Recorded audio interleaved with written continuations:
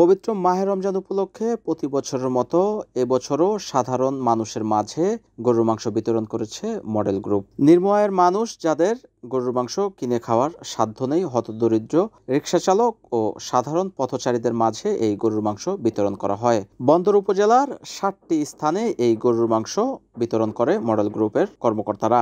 এ সময় হতদরিদ্র সাধারণ মানুষ গরুর মাংস পেয়ে তাদের অনুভূতি ব্যক্ত করে বলেন, আমার নাম মোহাম্মদ মুশারফ, বন্দর ইউনিয়নের ১ নং ওয়ার্ডের।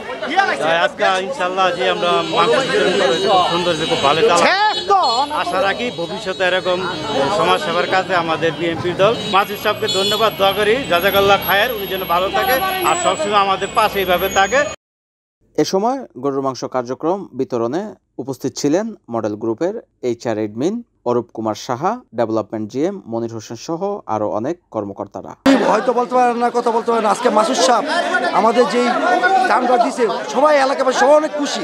এই খুশিতে আমরা চাচ্ছি মাসুদ সাহেব সামনে আমাদের দিকে আরো লক্ষ্য দিক। আমরা এই বলে ওনাকে অনেক কৃতজ্ঞ এবং ধন্যবাদ জানাচ্ছি। বন্দর ইউনিয়নবাসীর সবাই আমরা ধন্যবাদ দেই।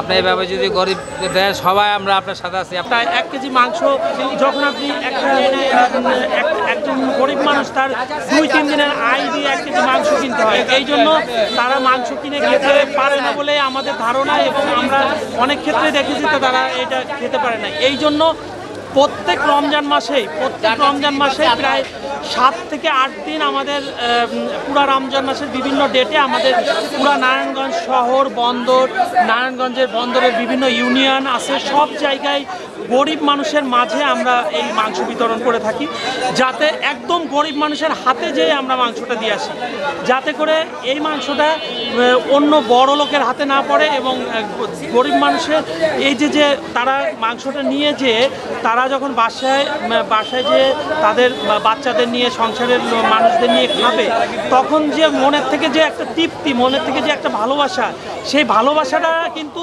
তা লাখ লাখ টাকা দিয়েও পাওয়া যায় না, ঠিক আছে?